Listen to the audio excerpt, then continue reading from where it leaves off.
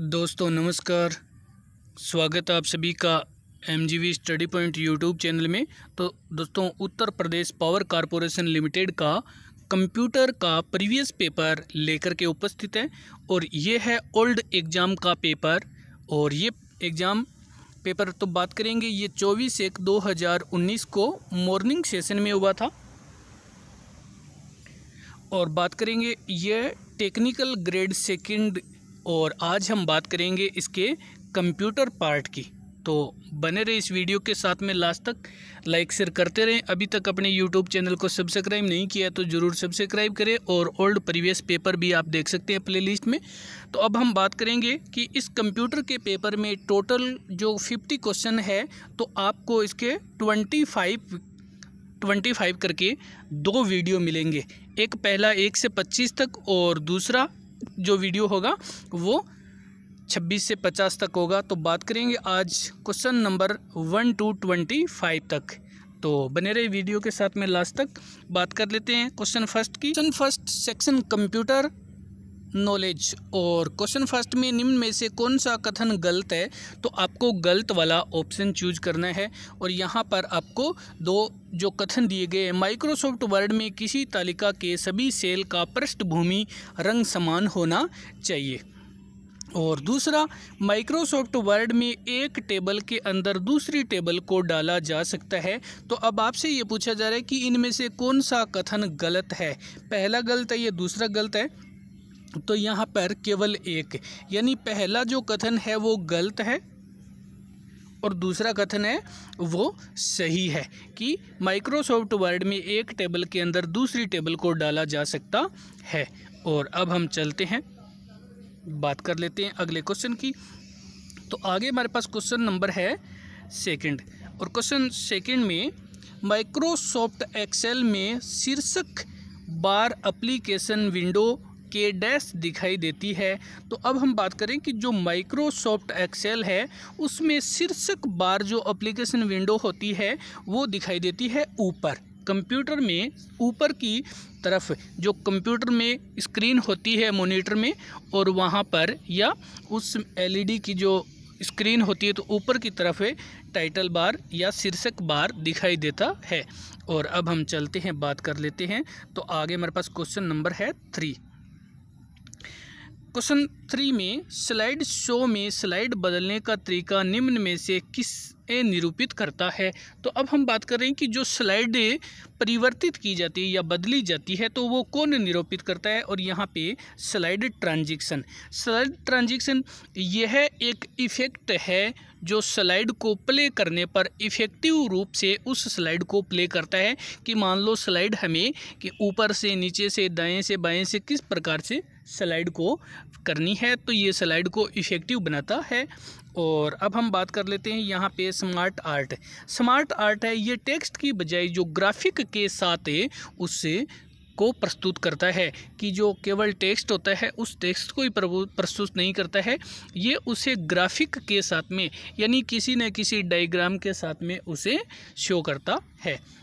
और आगे हमारे पास है नोट्स मास्टर, ये स्लाइड का नोट्स तैयार करता है कि उसे हम स्लाइड के साथ साथ में नोट्स प्रिंट करना चाहे तो उसे भी प्रिंट कर सकते हैं। और आगे हमारे पास है स्लाइड मास्टर होता है कि जब कोई अपनी डिजाइन को जैसे स्वयं बनाना चाहता है या स्वयं तैयार करते हैं तो यह कार्य स्लाइड मास्टर में आसानी से किया जा सकता है। और अपना फ़ॉन्ट है, बैकग्राउंड है, डेट है, टाइम है, ये स्वयं तैयार करके इसके माध्यम से स्लाइड को तैयार किया जा सकता है। और अब हम चलते हैं, बात कर लेते हैं। तो आगे हमारे पास क्वेश्चन नंबर है 4। क्वेश्चन 4 में वर्तमान में CPU द्वारा निष्पादित प्रोग्राम और डेटा निम्न में से कौन स्टोर करता है। तो हम बात कर रहे हैं कि जो CPU डेटा करते हैं वो कौन सेव करता है। तो यहाँ पे हमारा आंसर है कि ये स्टोर होता है प्राइमरी मेमोरी में। और ये जो कि रैम होती है ये अस्थायी होती है। जैसे हम किसी डाटा को मान लो कि कट और पेस्ट करते हैं, तो उन डाटा को कट या पेस्ट करने के बाद में जब तक हम उन्हें दोबारा हमारी मेमोरी में सेव नहीं करते हैं या पेस्ट नहीं कर पाते हैं तब तक के लिए वो प्राइमरी मेमोरी में होते हैं। और प्राइमरी मेमोरी में वो अस्थायी रूप से होते हैं। मान लो अगर आपका कंप्यूटर है वो एक बार के लिए स्विच ऑफ हो जाता है या तो वो डेटा आपके स्टोर नहीं हो पाते हैं और वो डाटा वहाँ से डिलीट भी हो जाते हैं। इसलिए जो CPU द्वारा निष्पादित प्रोग्राम और डेटा होते हैं वो प्राइमरी मेमोरी में स्टोर हो जाते हैं, लेकिन ये अस्थायी रूप से स्टोर होते हैं।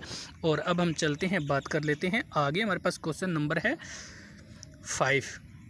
क्वेश्चन 5 में वर्ल्ड वाइड वेब के प्रत्येक पृष्ठ पर एक URL होता है और URL शब्द का अर्थ है। तो यहाँ पे अगर हम बात करें URL की तो सबसे पहले ये है यूनिफॉर्म रिसोर्स लोकेटर। URL का अर्थ है यूनिफॉर्म रिसोर्स लोकेटर। और एज इट इज़ हम ये कह सकते हैं कि हमारी जो वर्ल्ड वाइड वेब में जो प्रत्येक पृष्ठ पे URL होता है तो एज इट इज़ ये उस डॉक्यूमेंट का एड्रेस होता है, या हम कह सकते हैं URL से उस डॉक्यूमेंट का जो कि नाम वगैरह सेव होता है तो हम उस URL के माध्यम से उसे सर्च कर सकते हैं। और अब हम चलते हैं, बात कर लेते हैं आगे। क्वेश्चन है हमारा 6 नंबर। क्वेश्चन 6 में वह तकनीकी जिसके द्वारा डेटा को कूट रूप में परिवर्तित किया जा सकता है, यानी जो डेटा होते हैं उसको हम कूट भाषा में परिवर्तित कर सकते हैं जिससे अनाधिकृत व्यक्ति द्वारा इसे आसानी से नहीं समझा जा सके। यानी जो डेटा होते हैं उस डेटा को हम ऐसी भाषा में, कूट कोड भाषा में लिख देते हैं जिसके माध्यम से कोई दूसरा व्यक्ति उस डाटा को समझ ना पाए और हमारे डाटा है वो लीक ना हो सके। तो ये हमारे पास है इनक्रिप्शन। इनक्रिप्शन ये कूट भाषा के डाटा को परिवर्तित कर देता है और ये एल्गोरिथम का प्रयोग करके सूचना को अनरीडेबल बना देता है, यानी उस सूचना को व्यक्ति पढ़ने में असमर्थ होता है और सही तरीके से उसका आंकलन नहीं कर पाते हैं। और ये जो डिक्रिप्शन है ये एन्क्रिप्शन का विपरीत है। इससे वापस से जो कोड में भाषा परिवर्तित की गई थी उसे पुनः सही भाषा में प्रयुक्त करना और उसे हम वापस रीडेबल बना सकते हैं।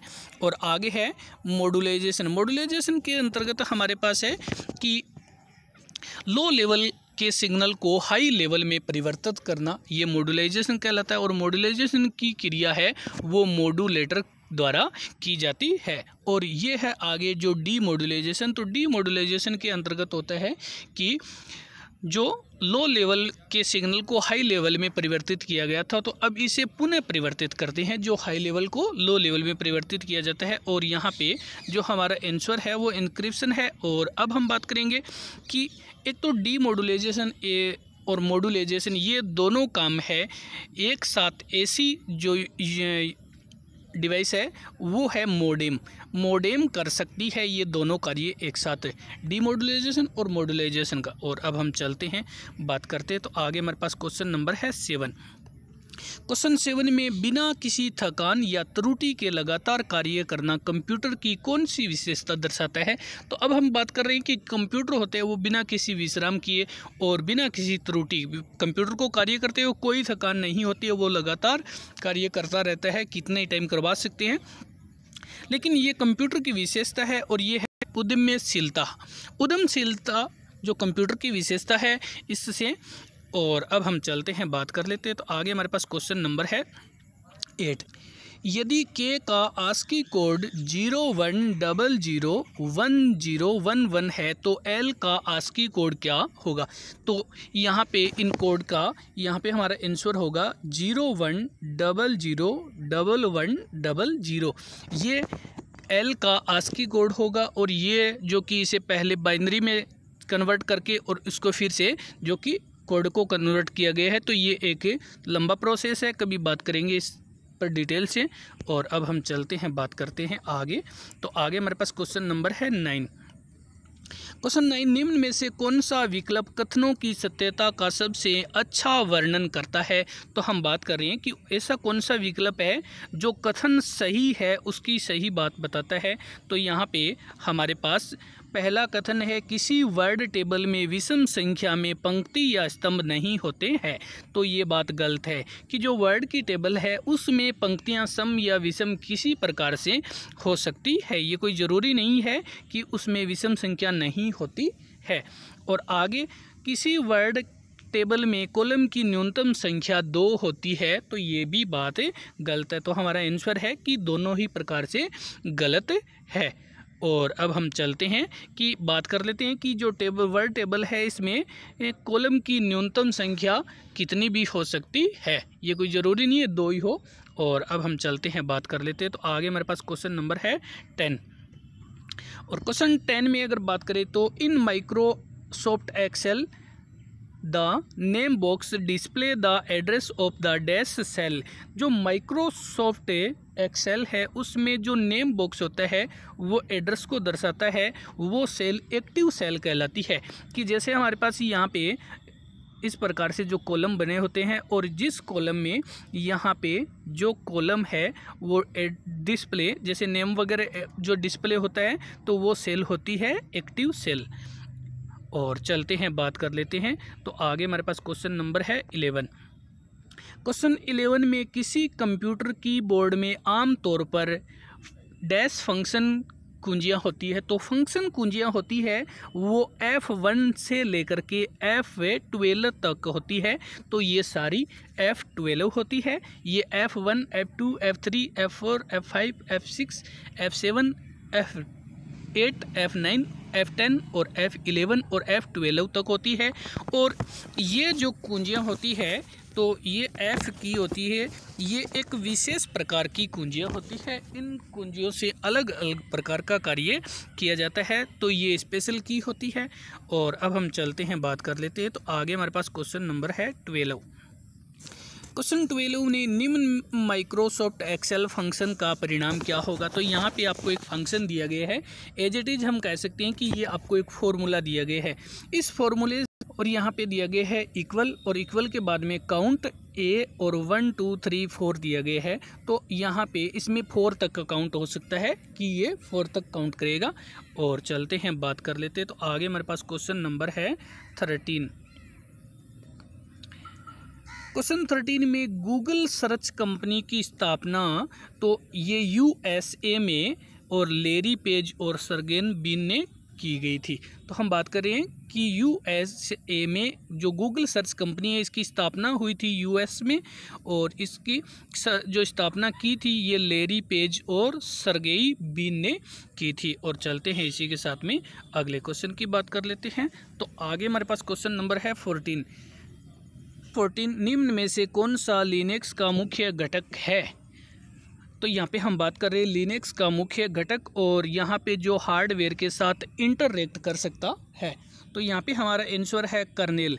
कर्नेल है ये लिनक्स का मुख्य घटक है, और ये एक मुख्य प्रोग्राम होता है। लिनक्स एक मुख्य प्रोग्राम होता है। बात करेंगे सेल की, ये एक कमांड इंटरप्रेटर होता है जो यूजर तथा ऑपरेटर सिस्टम के माध्यम से इंटरएक्टिव और नॉन इंटरफेस उपलब्ध करवाता है। और आगे एडिटर के माध्यम से हम विभिन्न प्रकार के डाटा को हम एडिट कर सकते हैं।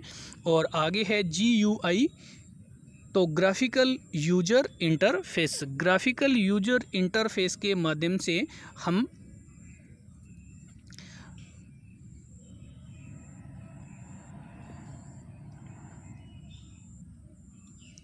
और चलते हैं, बात कर लेते हैं। आगे हमारे पास क्वेश्चन नंबर है 15। बात करेंगे क्वेश्चन 15 की। निम्न में से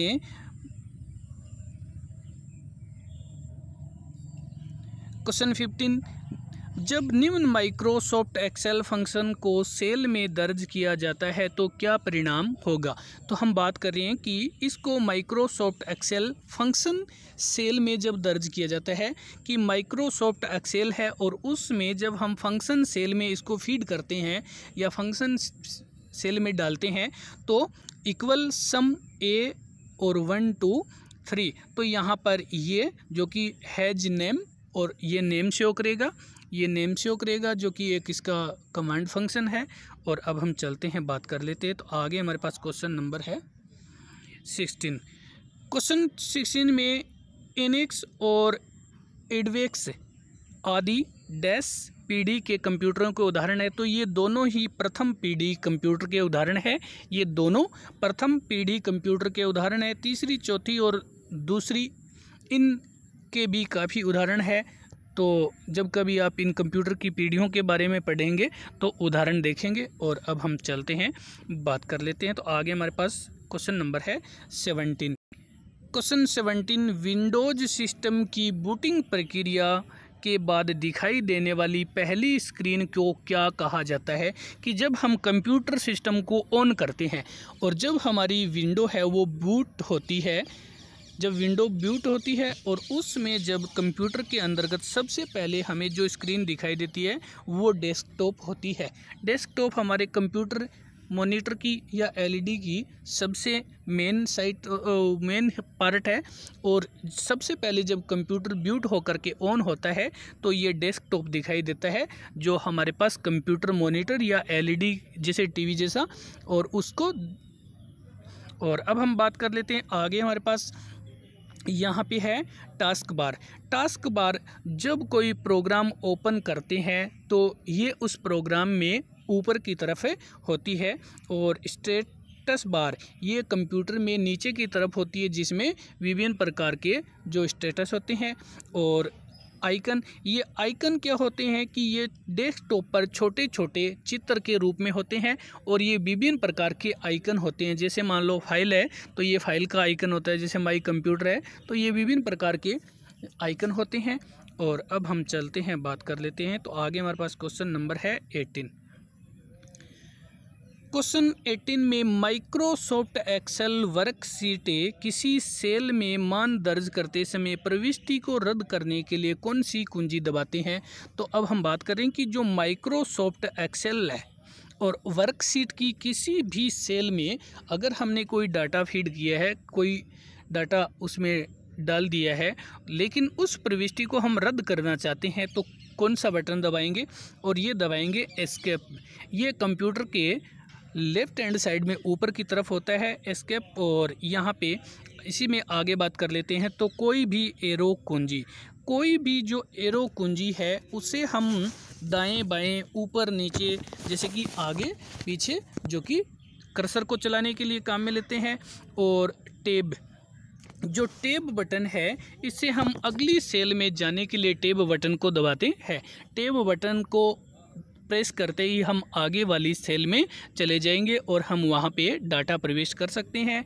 स्पेस बार, जब हम कुछ भी करैक्टर लिखते हैं, जैसे कोई अल्फ़ाबेट लिखा है हमने, कुछ वर्ड लिखे हैं और उसके बाद में अगर हम स्पेस करना चाहते हैं, उसके बीच में कुछ जगह छोड़ना चाहते हैं तो स्पेस बार को प्रेस करेंगे।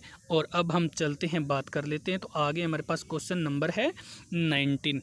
क्वेश्चन 19 में दिसंबर 2018 तक माइक्रोसॉफ्ट विंडोज का सबसे हाल संस्करण, यानी दिसंबर 2018 तक माइक्रोसॉफ्ट विंडोज का जो कि सबसे नया संस्करण है और इसे जारी किया गया था। तो विंडोज 10 है, ये दिसंबर 2018 तक का सबसे लेटेस्ट वर्जन है और ये 2015 में इसे जारी किया गया था, या कह सकते हैं इसे 2015 में लॉन्च किया गया था। और अब हम चलते हैं, बात कर लेते हैं आगे। हमारे पास क्वेश्चन नंबर है 20। क्वेश्चन 20 में डिफ़ॉल्ट रूप से माइक्रोसॉफ्ट पावर पॉइंट 2016 फाइलों को एक्सटेंशन के साथ सहेजता है। तो अब हम बात कर रहे हैं कि डिफ़ॉल्ट रूप से जो माइक्रोसॉफ्ट पावर पॉइंट 2016 है और ये फाइलों को एक्सटेंशन में जो कि इसे सहेजता है। तो यहाँ पे हमारा आंसर है .pptx। .pptx इसमें डिफ़ॉल्ट रूप से माइक्रोसॉफ्ट पावर पॉइंट होता है ये 2016 और ये डिफ़ॉल्ट रूप से .pptx रूप में एक्सटेंस को सहेजता है या सेव करता है। और अब हम चलते हैं, बात करते हैं। तो आगे हमारे पास क्वेश्चन नंबर है 21। क्वेश्चन 21, निम्न में से कौन सा विंडोज ऑपरेटिंग सिस्टम से संबंधित नहीं है? आपको वो विंडोज अलग करना है जो ऑपरेटिंग सिस्टम से संबंधित नहीं रखता है और ये है ओपन सोर्स। ओपन सोर्स है ये ऑपरेटिंग विंडोज ऑपरेटिंग सिस्टम से संबंधित नहीं है, बाकी पोर्टेबल, मल्टीटास्किंग और GUI सपोर्ट ये सभी है। और चलते हैं बात करते हैं। तो आगे हमारे पास क्वेश्चन नंबर है 22। क्वेश्चन 22 में BCD नोटेशन का उपयोग करके बेस शब्द का बाइनरी निरूपण क्या है। तो यहाँ पे हमारे पास आंसर नंबर है 4। यहाँ पे हमारे पास ऑप्शन नंबर है 4 1100 10 11 000 10 100 100 110 और कभी भी हैं बात करते हैं। तो आगे हमारे पास क्वेश्चन नंबर है 23। क्वेश्चन 23 में निम्नलिखित में से कौन सा या कौन से कथन गलत है। तो बात कर रही हैं उस कथन की जो गलत है। तो यहाँ पे पहला कथन दिया गया है, इंटरनेट कई छोटे नेटवर्क का एक विश्वव्यापी नेटवर्क है। दूसरा, इंटरनेट दूर के स्थानों पर स्थित दो कंप्यूटरों के बीच फाइलों का हस्तांतरण यानी ट्रांसफ़र की सुविधा प्रदान करता है। तो यहाँ पे हमारे पास न तो पहला और न ही दूसरा, दोनों ही जो कथन है वो सही है, कोई भी कथन गलत नहीं है। पहला कथन भी सही है और दूसरा कथन भी सही है। और अब हम चलते हैं बात कर लेते हैं। तो क्वेश्चन नंबर 24। क्वेश्चन 24 में ईमेल के संबंध में IMPA का अर्थ है। तो अब हम बात करें कि ईमेल से संबंधित IMPA का अर्थ है और ये है इंटरनेट संदेश एक्सेस प्रोटोकॉल। इंटरनेट संदेश एक्सेस प्रोटोकॉल है ये IMPA जो ईमेल से संबंधित है। और अब हम चलते हैं बात करते हैं। तो आगे हमारे पास क्वेश्चन नंबर है 25। क्वेश्चन 25 इस वीडियो का लास्ट क्वेश्चन है। कल से आप देखेंगे 26 से लेकर के 50 तक। क्वेश्चन 25, माइक्रोसॉफ्ट पावर पॉइंट में एक स्लाइड का चयन करके Ctrl+D दबाने पर क्या होगा। तो अब हम बात करें कि जो माइक्रोसॉफ्ट पावर पॉइंट है उसमें जब हम एक स्लाइड को सिलेक्ट कर लेते हैं यानी एक स्लाइड का चयन कर लेते हैं और फिर हम Ctrl+D दबाते हैं तो इससे स्लाइड का डुप्लीकेट बनेगा। तो माइक्रोसॉफ्ट पावर पॉइंट में एक डुप्लीकेट फाइल तैयार हो जाएगी और Ctrl+D प्रेस करते ही और ये एक डुप्लीकेट स्लाइड तैयार हो जाएगी। तो दोस्तों इसी के साथ में धन्यवाद वीडियो देखने के लिए, लाइक शेयर करने के लिए। तो आज के लिए धन्यवाद।